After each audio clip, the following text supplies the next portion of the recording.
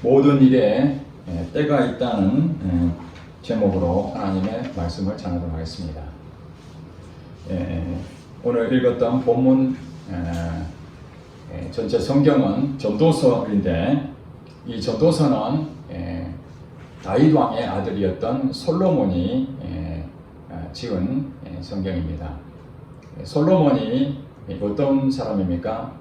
하나님께 지혜를 구했더니 하나님이 부귀영화까지 모두 다 줬던 인물입니다. 솔로몬은 한평생 살면서 인간이 누릴 수 있는 최대한 많은 것들을 얻는 자로 이해할 수 있습니다. 돈도 많았고, 사람도 많았고, 또 지혜도 많았고, 또 보는 영적인 그런 여러 가지 부분에 대해서 오늘 우리에게 설명하고 있는 이치들을 가르쳐주고 있습니다. 오늘 본문 내용에 보면은 범사에 기한이 있고 천하만사가 다 때가 있다, 그렇게 말하고 있습니다. 모든 일에 때가 있다라는 것을 솔로몬 왕은 직접 경험한 것을 기록해 두었습니다. 왜 이 부분이 매우 중요하냐? 오늘 우리는 지금 코로나 시대에 살고 있습니다. 작년에 이어서 지금 2년째 우리가 이 코로나로 참 많은 어려움을 겪고 있습니다. 많은 사람들이 코로나가 언제쯤 몰려갈 것인지 그런 걱정과 또 염려를 하고 있는데, 주어져 있는 이 코로나는 언젠가는 우리가 살고 있는 일상으로 돌아가도록 때가 올 것입니다. 이 코로나가 영원히 우리를 괴롭히고 일상을 멈추게 하고 그런 일이 계속 이어지지는 않을 거라는 것입니다. 그것이 오늘 솔로몬이 겪었던 그 내용을 우리가 생각해 볼 때에, 여러분 코로나로 인해서 힘들다고 이 코로나로 대해서 마음을 상해한다든지 이게 언제까지 갈 것인가, 우리가 때로는 낙심하고 절망을 가질 수밖에 없는 일은 다름 아니라 희망이 없는 것입니다. 지금 이렇게 어려운 상황에서 언제 이것이 회복이 될 것인가, 참 암담하죠. 그러나 성경을 볼 때에 모든 일에 때가 있다. 전도서 7장 14절에 보면은 형통한 날에는 기뻐하고 공고한 날에는 뒤돌아보아라. 하나님께서 인간에게 장래일을 알지 못하게 그렇게 두 가지를 병행하게 하셨다고 말씀합니다. 이 말이 무슨 말입니까? 모든 사람에게는 이 형통한 그런 때가 있고 때로는 어려움을 당하는 때가 있다는 것입니다. 이것이 번갈아 가면서 우리에게 찾아오는 것이죠. 영원한 형통이 없습니다. 영원한 어려움이 없습니다. 때로는 우리가 어려움에 처할 수 있지만 그 고비가 넘겨져서 때로는 기쁨이 올 수 있는 그런 환경이 올 것이고, 또 우리에게 참 즐겁고 기쁜 일이 온다 할지라도 언젠가는 또 어려움이 찾아온다는 것입니다. 이런 것이 병행해서 우리에게 찾아오는데, 이것은 하나님께서 우리 인간에게 앞으로 되어질 일에 대해서 예측 불가능하게 만든 것입니다. 그렇죠? 주식을 하신 분들은 이해가 될 것입니다. 지금 주식이 오른다 하면은 이거 천정 끝까지 계속 오를 것 같아서 팔지 않고, 또 살 사람은 지금이라도 살려고 애를 쓰고 있는 거죠. 그러나 어느 시기가 되면은 꼭대기에 갔던 그 주식도 주가가 곤두박질 치는 일이 생깁니다. 그래서 계속 내려가면은 이제는 주식은 더 이상 안 되겠구나. 그때에 또 어느 순간에 반등이 돼서 다시 또 오르락 하고, 마치 파도와 같이 끊임없이 우리 인생에게 좋은 일이 왔다가 나쁜 일이 왔다가 이런 것이 계속 반복된다는 것입니다. 그러니 우리에게 주어지는 일이 무엇입니까? 그 때를 분별할 줄 알아야 되는 거예요. 지금 코로나 시대에 우리가 이 코로나가 속히 물러나가기를 기도하고 또 마음으로 전부 다 그런 참 어려운 부분을 지혜롭게 지금 이겨나가기 위해서 애를 쓰고 있는데, 우리가 과거 일상으로 돌아가면 어떡할 것입니까? 코로나 이전의 시대에 여러분들은 괜찮았습니까? 잘 생각해 보시기 바랍니다. 국가적으로 우리나라만 이 코로나가 있는 것이 아니라 전 세계적으로 이 코로나가 발생이 됐다는 것은 우리가 성경적으로 봤을 때 하나님의 영적인 그런 것으로 눈으로 볼 때에 이것은 재앙인 것이 분명합니다. 온 인류에 대해서 하나님 주신 재앙이 아닌가. 그렇다면 이 재앙을 그냥 없애달라고 하기에는 하나님의 분명한 어떤 뜻도 있는 것이죠. 코로나로 인해서 물론 이득을 보는 사람도 있지만 많은 사람들은 이 코로나로 인해서 깨달아야 된다는 것이에요. 우리가 신앙생활에 그동안 예배를 소홀히 하고 신앙생활을 소홀히 하고 그냥 주일만 교회 왔다 갔다 하면 되는 줄 알았는데 정작 코로나로 인해 가지고 예배에 드릴 수 있는 자유로움도 지금 없어지는 상황이 됐습니다. 온라인으로 예배를 드려야 되는 새로운 문화가 또 형성이 됐습니다. 우리의 신앙생활이 무엇입니까? 이 코로나로 인해 가지고 전혀 예상치 못했던 일들이 발생하고 있습니다. 물론 우리가 이 코로나로 인해서 외부에서 교회를 공격하고 예배를 방해하고 그런 것들도 우리가 정말 사수해야 될 부분이 있지만 우리 내면적으로 우리 개인적으로 우리 교회적으로 지금 그동안에 우리가 잘못 살아온 것은 아닌가. 이 코로나 시대 이때에 하나님 앞에 다시 회개하고 주님 앞에 돌아오게 된다면 이 코로나가 언젠가는 하나님께서 거두실 날이 올 것이라는 거예요. 이것이 우리에게 희망이 있는 거예요.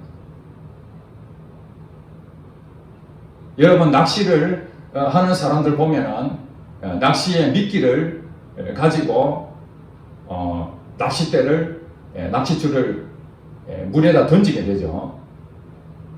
물에 던져놓고 그 다음에 낚시꾼이 어떻게 합니까? 기다립니다. 고기가 물 때까지 기다립니다. 고기를 잡는데도 이 낚시꾼이 미끼를 끼우고 그 다음에 던지는 그런 준비가 필요하고 그 다음에 던지자마자 바로 건집니까? 아니잖아요. 물 때까지 기다리는 거예요. 이게 때를 기다리는 것이죠. 어떤 유명한 목사님이 이런 말씀을 하셨다고 합니다. 가장 위험한 사람이 누구인가? 준비되지 않는 사람이 성공하는 것이 가장 위험하다. 준비되어 있지 않은데 성공해버렸어요. 그게 가장 위험하다. 왜냐? 그 자신을 믿기 때문에. 교만하기 때문에. 그런 사람 굉장히 많지 않습니까? 준비를 철저히 훈련하고 계획을 하고 그 훈련을 잘 익숙해져서 성공한 사람들은 쉽게 무너지지 않습니다. 그런데 준비가 되지 않았는데 갑자기 엄청난 큰 성공을 하게 되면 그것을 확신을 갖게 됩니다. 좀 전에 말씀드린 것처럼 낚시꾼이 미끼를 끼우고 낚싯줄을 던져야 되는데 미끼도 끼우지 않고 그냥 낚싯줄만 던졌다고 가정해 봅시다. 그러면 고기가 물겠습니까?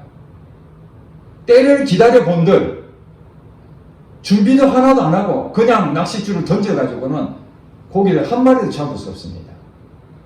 그런데 미끼를 끼우지도 않았는데 바늘에 지나가던 고기, 큰 고기가 덜컥 걸린 거예요. 재수 좋게. 그래서 던졌더니 어마어마한 큰 고기가 낚게 됐습니다. 그때 이 낚시꾼이 어떻게 생각한가? 이야, 이거 미끼도 없어도 얼마든지 고기를 큰 고기 낚을 수 있네. 그렇게 생각하고 그 다음부터 계속 미끼를 없이 던지지만은 그게 쉬운 일입니까? 어떤 사람은 로또에 1등에 당첨됐다고 너무너무 좋아했습니다. 그 돈을 다 시간이 지나서 관리할 준비되지 않으니까 그 돈을 전부 다 탕진하게 됩니다. 그리고 그 사람이 그 다음에 어떻게 했느냐? 매번 갈 때마다 로또를 사게 됩니다. 왜냐하면 자기가 로또를 1등을 해본 경험이 있거든요. 로또 1등에 당첨되는 확률이 번개 몇 번 맞아야 될 확률 정도인데 800 몇십만 분의 1의 확률을 자기가 1등 했다 해서 또 그것을 믿고 또 로또를 사게 되는 것입니다. 우리 인생을 살다 보면 준비되지 않았는데 대박을 맞이하는 경우도 있습니다. 회사에 입사한 지 얼마 안 됐는데 실적이 그 동료 직원보다 탁월하게 정말 크게 성공하는 경우도 있습니다. 물론 경력사원이 아니라 정말 아무것도 모르는 생짜배기가 회사 들어가자마자 큰 계약을 수주할 수도 있죠. 그때에 자기 자신이 야, 내가 이 능력이 있어가지고 이 어마어마한 걸 했구나. 그래서 계속 재수를 바라는 그런 사람이 얼마나 많은지 모릅니다. 살다 보면 그런 일도 있을 수 있습니다. 낚싯줄에 지나가던 고기가 미끼를 먹지 못하고 비닐에 걸려가지고 잡힐 수도 있습니다. 그러나 하나님께서 오늘 솔로몬을 통해서 우리에게 말씀하고 있는 건 무엇인가? 준비되지 않는 상태에서 우리가 성공하려고 하는 것은 그것은 어리석은 일이다. 지혜로운 자가 누군가? 자기 자신이 최선을 다해서 심을 거 심고 그 다음에 때를 따서 기다리는 거죠. 농부가 이제 씨앗을 뿌리게 됩니다. 뿌리고 묻어주고 모든 부분을 최선을 다해서 관리를 하게 됩니다. 그러나 시간이 지나고 나면은 이제 추수 때가 오게 되겠죠. 그때까지 무엇 해야 됩니까? 기다려야 되는 것입니다. 벼가 잘 익을 때까지, 곡식이 잘 자랄 때까지, 과일이 풍성하게 열매를 맺을 때까지 기다려야 되는 거예요. 그것을 못 기다리고 가서 지금 익었는가 해서 사과를 따고 과일을 딱 따면은 풋사과가 되는 거죠. 그러면 먹지를 못하는 겁니다. 때를 기다려야 돼요. 때를 분별할 줄 아는 사람이 지혜로운 사람이에요.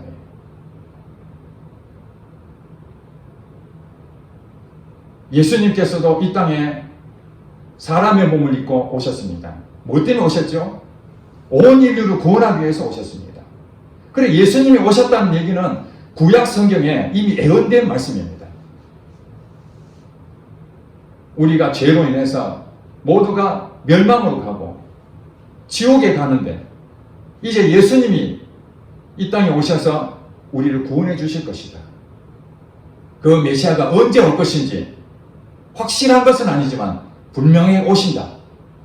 그래서 그때 있는 사람들은 전부 다 예수님이 오시기를 그렇게 기다렸습니다. 그랬던 예수님이 정작 이 땅에 오셨습니다. 이 땅에 오셨는데 사람들이 반응이 전혀 엉뚱한 반응을 하게 되는 것입니다. 우리를 구원하여 오신 예수님을 배척하고 핍박하고 결국에는 십자가에 못 박혀 죽여버리는 그 일을 우리 인간이 하게 된 거예요. 기다리라면 기다리고 예수님이 오셨다 그러면 그것을 받아들여야 되는데 때를 분별하지 못하니까 예수님이 오셨는지 안 오셨는지도 모르는 겁니다. 저는 오늘 한국 교회, 전 세계 교회가 종교에 대해서 불교나 이슬람이나 힌두교나 기독교가 다를 바가 없는 그런 종교의 틀을 가지고 있는 그런 모습만 보게 됩니다. 여러분 지난번 제가 말씀드린 삼손 여러분 잘 아시죠? 삼손. 하나님이 지도자로 세웠던 삼손. 하나님께서 성령의 능력을 주셨습니다. 그에게는 자기 자신에게 능력이 있는 것이 아니라 성령의 능력이 충만했습니다. 그래서 그 이웃 나라에 있던 블레셋, 원수 같던 그 블레셋 군대가 쳐들어온다 하더라도 혼자서 능히 감당할 만큼 능력이 대단했습니다. 그 힘은 성령의 능력, 하나님이 함께 하시니까, 여호와의 영이 그와 함께 동행하시니까, 감동을 주니까 삼손을 당할 자가 없었습니다. 얼마나 대단했으면 블레셋 그 나라에서 그 삼손을 어떻게 그 능력이 나오는지 고민하는 것입니다. 그때 사단이 이 삼손을 무너뜨릴 수 있는 방법을 찾았는데 그것이 바로 이 삼손에게는 여자에게 약하다. 우리 사람에게는 다 자기 자신의 연약한 부분이 있습니다. 이 삼손에게는 여자에게 약하다. 그런 정보를 듣게 되면서 들릴라라는 여자를 미인계를 쓰게 되죠. 한 번 했는데 거절하고 또 한 번 했는데 거절하고 여러 차례에 그런 미인계를 썼지만은 몇 번이나 거절했습니다. 그러나 결국에는 그 들릴라의 그 유혹에 넘어가서 블레셋 군인들한테 잡혀서 눈알이 뽑히고 몸은 쇠사슬로 꽁꽁 묶임 당하고 감옥에 들어가서 맷돌이나 가는 신세가 되는 거예요. 저는 이 장면을 생각하면서 하나님 앞에 엎드려 기도합니다. 오늘 하나님이 세우신 이 교회 공동체가 성령의 능력으로 세워졌는데 초대교회에 예수님께서 12제자를 통해서 전 세계에 복음을 전하라고 명령하시면서 성령이 임하시면 권능을 받고 내 증인이 되라 해서 그들은 성령의 충만함으로 세상을 변화시켰습니다. 세상이 하나님의 능력 앞에서 모두가 다 굴복했습니다. 다 항복했습니다. 사단이 손을 들었습니다. 하나님이 세운 이 사도들 통해 제자들 통해서 가는 곳마다 놀라운 기적이 나타납니다. 귀신이 떠나가고 질병이 치유되고 문제가 해결되고 놀라운 일이 나타나게 됩니다. 그렇게 해서 세워진 교회가 지금 우리가 세운 이 교회 공동체입니다. 그런데 지금 교회 공동체가 얼마나 힘이 없습니까? 블레셋 나라에 잡혀있던 삼손, 눈알 빠지고 몸이 칭칭 감겨있는 그 모습으로 맷돌을 갈고 있는데 이것도 고통스러운데 블레셋에 있는 그 방백들과 그 지도자들과 백성들이 맷돌 가고 있는 이 삼손을 보며 조롱합니다. 너 하나님이 살아계시냐? 너가 믿는 하나님 어디 계셔? 너의 능력이 어디서 있나? 다 소멸되고 나니까 세상에 짓밟힌 자가 된 것이 바로 삼손이었습니다. 하나님께 세우신 이 능력의 그 도구로 이 교회가 세워졌는데 능력이 사라져버리니까 이제는 세상에 조롱거리밖에 안 된 거예요. 코로나가 왔으면은 사실 다른 데는 모르더라도 교회에 와서 하나님 앞에 기도해달라. 이 코로나는 속지 물러가게 해달라고 기도해달라고 그렇게 해야 되는데 오히려 다른 장소들 집합해서 방역에 취약한 부분이 엄청나게 많은데 그거는 생계의 문제 때문에 어쩔 수 없이 놔두고 교회에 예배를 드리지 못하게 함으로써 왜 이런 일이 생겼습니까? 우리 보고 정신 차리라는 거예요. 지금 전 세계 교회가 눈알이 빠지고 몸에 묶여서 맷돌 가고 있는 이 모습을 직접 보라는 거예요. 여러분 지금의 시대가 어떤 시대인 줄 압니까? 삼손이 다시 하나님께 간구하여 내가 예전에 하나님과 함께 했던 성령의 충만함을 다시 회복하여서 나를 조롱하는 저 원수를 하나님 갚게 해주세요. 지금 그럴 때라는 거예요. 우리가 슬퍼할 때는 슬퍼해야 되죠. 어려움을 당할 때는 우리가 자신을 뒤돌아봐야 됩니다. 도대체 우리가 무엇 잘못한 것이 없는가? 하나님 앞에 죄를 지은 것이 없는 것인가? 나 자신부터 우리 교회 공동체, 우리나라, 전 세계 온 인류가 하나님 앞에 잘못한 것은 없는가? 이걸 돌아보는 것이 이 재앙을 만난 우리가 지금 살펴야 되는 것이다. 어떤 사람은 형통하고 모든 것이 잘 풀리고 하나님마다 잘 되고 그럴 때는 어떻게 해요? 하나님 주신 것에 너무너무 감사한 거죠. 내가 지난 과거에 엄청 어려웠는데 하나님께서 그것을 다 회복시키셔서 오늘 내게 정말 좋은 것을 주셨구나. 참 감사하구나. 그런데 여러분 준비되지 않는 상태에서 다시 일상으로 코로나가 다 소멸되고 일상으로 다시 돌아가 본들 우리가 먹고 사는 문제만 거기에 매여 있다면 하나님이 인간을 만든 창조 목적에서 우리는 제대로 알지 못하는 거예요. 이 세상의 모든 생명체는 하나님께서 먹을 것을 주시고 모든 것을 살아갈 수 있는 최적의 환경을 다 만들어 주셨습니다. 그렇기 때문에 지금까지 이 지구 땅에 많은 생명체가 지금도 살고 있는 거잖아요. 태어날 때가 있으면 죽을 때가 있습니다. 여러분 젊었다고 영원한 젊음이 있는 것이 아닙니다. 언젠가는 여러분들도 중년을 맞이하게 되고 나이가 들어서 노년을 맞이하게 될 것입니다. 이게 성경에서 말하는 것입니다.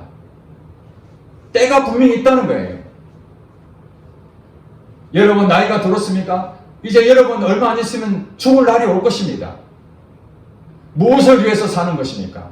먹고 사는 문제는 하나님께서 모든 생명체에 다 주시는 것이라는 것을 우리는 알아야 됩니다. 인간에게는 그거 이상의 것이 있다는 거예요. 그것이 무엇입니까? 하나님을 경배하는 것이죠.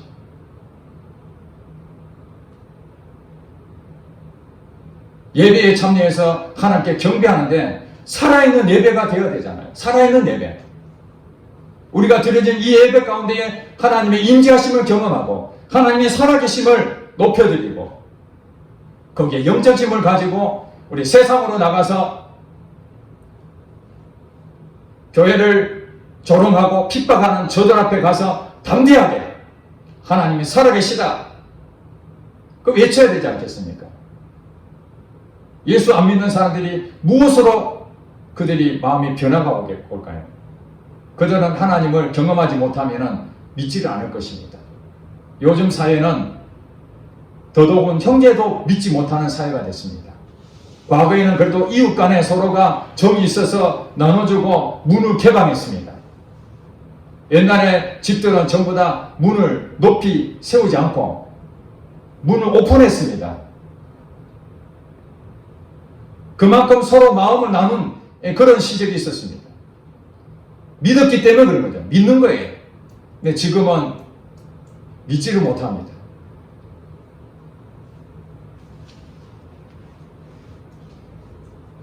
우리 요셉을 지난주에 함께 나눴습니다.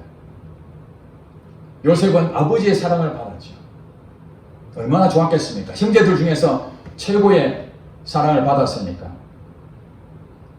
그렇지만 또 반대로 형제들의 미움을 받았습니다. 아버지의 사랑을 받았지만 형제들은 미움을 받았습니다. 여기서 우리가 깊이 생각해 볼 문제는 요셉은 하나님께서 귀하게 쓴 사람입니다. 시대별로 하나님께서 세운 어떤 그런 구원자가 있는데 그 중에 한 사람이 요셉이었습니다.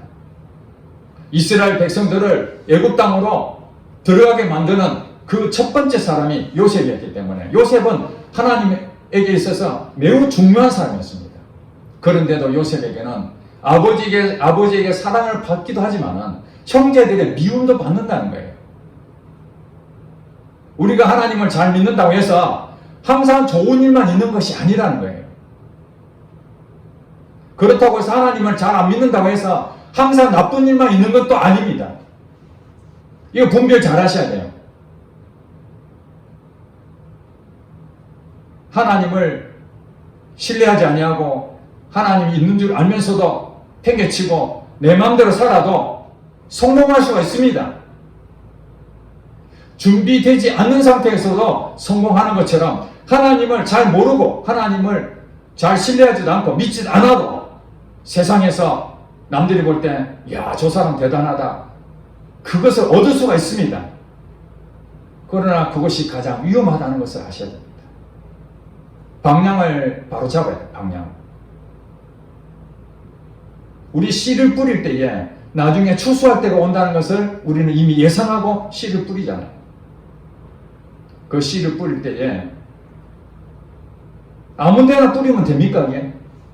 돌멩이 있는데 가시덤불이 있는데 길가에 막 뿌리면 안 되는 거예요. 옥토밭에 씨가 뿌리죠. 옥토밭에. 그렇죠? 방향을 잘 잡아야 돼요. 아무렇게 하면 안 됩니다. 회사에 들어갔는데 먼저 온 선임이 이 회사에 대해서 어떻게 일을 해야 될지 가르쳐 주잖아요. 그것은 그동안 해왔던 것을 우리에게 빠른 시간 내에 습득할 수 있도록 준비를 잘 하라고 가르쳐 주는 것이죠. 그거 필요 없어. 내 마음대로 할 것이야. 똑같은 실패를 하게 됩니다. 물론 자기가 기존의 것보다 훨씬 더 아이디어가 좋고 때로는 좋은 실적을 낼 수가 있지만 중요한 것은 그것도 자기 자신이 준비가 되어 있지 않은 상태에서 그런 일이 나타나는 것은 우리 경계해야 된다는 것입니다.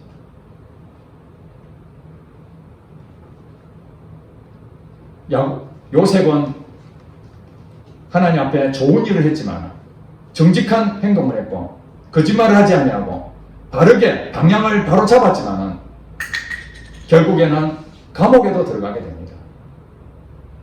참 비참하죠. 감옥에 왜 들어갑니까? 하나님께서 감옥에 집어넣은 거예요. 그 감옥을 통해서 준비하게 만들려고. 지금 하나님의 계획은 요셉에게 어떤 계획을 세우고 있습니까? 국무총리라는 한 나라의 왕 다음으로 최고의 그 자리를 하나님께서 요셉에게 딱 준비되어 있다는 거예요. 그 요셉은 감옥에 들어가 있어야 돼요. 지난번에 말씀드렸죠. 요셉이 발에 착고를 차고 몸에 쇠사슬로 묶어져 있고 감옥에 갇혀 있었는데 언제까지라고요? 하나님의 말씀이 응할 때까지. 즉 말해서 이 감옥에서 언젠가는 풀려날 날이 온다는 거예요. 그게 언젠지는 모르지만은 풀려난다는 거예요. 우리에게 주시는 하나님 메시지 그겁니다. 요셉도 그렇게 어려운 가운데 있었지만 정직한 행동을 했지만은 감옥에 갈 수 있다. 어려움을 당할 수 있다. 그때는 우리가 어떻게 되냐? 뒤돌아봐야 되는 겁니다. 아, 내가 지금 어려움을 당하는 것이 정직한 행동을 했는데도 어려움을 당하고 있는지, 아니면 내가 부정직한 하나님의 방향으로 하나님 믿지 않냐고 내 마음대로 해서 지금 여기에 어려움을 당하고 있는지, 이거 분별해야 되는 거예요. 뒤돌아보라는 얘기예요. 그래서 자기 자신이 하나님 말씀의 방향에 맞추지 못하고 내 생각대로 내 가치관으로 가고 있다면 그 사람은 때를 기다려 본들 아무 열매도 맺지 못한다는 것입니다. 미끼에 고기가 물 수 있는 미끼를 집어넣지도 않고 때를 기다리고 있는 사람과 똑같은 것입니다. 이제 우리는 하나님이 주시는 그 훈련에 대한 부분에서 거절하지 마시고, 여러분 지금 힘든 것이 무엇입니까? 하나님을 믿는 것이 순종으로 나와야 되니까 그게 잘 안 되잖아요. 내가 말씀과 기도에 정말 하루를 온전하게 하나님과 동행하며 살기를 마음을 굳게 잡지만 현실이 바쁘고 때론 육신이 피곤하고 여러 가지 하는 일 때문에 그것을 집중하지 못하고 넘기고 하잖아요. 이런 상태로 계속 가다가 나중에 잘 된다고 해서는 여러분 그거 잘 되는 것이 아닙니다. 그거 다 무너질 것들입니다. 지금부터 우리가 해야 될 게 무엇입니까? 시대를 분별해야 됩니다. 코로나가 이제는 언젠가는 물러나게 될 것입니다. 우리는 일상으로 돌아가는 시간이 오게 될 것입니다. 그때 여전히 우리는 종교 생활로 만족하는 것이 아니라 경건의 모양은 있으나 경건의 능력을 부인하는 자들에게서 돌아서라. 저와 여러분은 이 교회 공동체는 이제 능력도 없고 그냥 시간만 되면은 같이 모여서 예배 드리다가 또 끝나면은 다시 일상으로 돌아갔다가 주일만 되면 예배 드리고 일상으로 돌아가지고 그렇게 해서 시간을 보내는 것이 아니라 하나님의 능력이 사라진 것에 대해서 애통해하며 하나님 능력으로 회복하고 하나님 살아계심을 증명해야 되겠다. 내가 먹고 사는 문제 때문에 이렇게 지금 살아야 되는 것인가? 그 이상이 하나님 것이 있는 것 아닌가? 하나님 내게 주신 사명이 있는 것이 아닌가? 나를 왜 부르셨는가? 하나님께서 요셉처럼 하나님께서 쓰실 계획을 갖고 있는 것처럼 오늘 저와 여러분 모두 한 사람 한 사람마다 하나님께서 쓰실 계획을 갖고 있다면 지금 여러분들은 지금 무엇을 해야 되는가? 어떤 때인가? 준비해야 될 때라는 거예요. 하나님이 말씀에 응할 때까지 우리는 준비해야 되는 거예요. 여러분에게 끊임없이 말씀하고 있습니다. 그 길로 가면 안 된다. 이 길로 가야 된다. 지금 너가 지금 아무것도 안 하고 있는데 일어서야 된다. 결심으로 되는 것이 아니라 시도를 해라. 결단해라. 지금 눈앞에 보이는 이 환경을 바라보지 말고 지금 바로 들어가야 된다. 사단은 내일 해라. 다음 주부터 해라. 오늘은 그냥 네가 하는 대로 하고 다음에 하면 된다. 이 영적 싸움이 치열하게 있는 겁니다. 한국 교회가 새롭게 변화될 수 있는 방법은 외적인 것이 아니라 우리 교회 성도들이, 목회자들이 하나님 앞에 다시 잃어버렸던 그 능력, 성령의 능력이 회복되기를 기도하고, 이제 세상 사람들이 야, 다른 거는 모르더라도 교회만큼은 건드려서는 안 된다. 교회가 희망이다. 성도들의 기도가 이 나라를 살렸다. 그런 간증거리가 나와야 되는데 누구를 통해서 나오느냐? 정말 여러분들이 이런 사명을 가지고 예통하며 기도할 때에 하나님이 요셉을 국무총리로 그 형제들 전부 다 구원하는 역할을 하는 것처럼 여러분 한 사람 때문에 하나님이 여러분 기도를 응답하여 교회가 회복이 되고 나라가 회복될 줄로 믿습니다. 기도하겠습니다.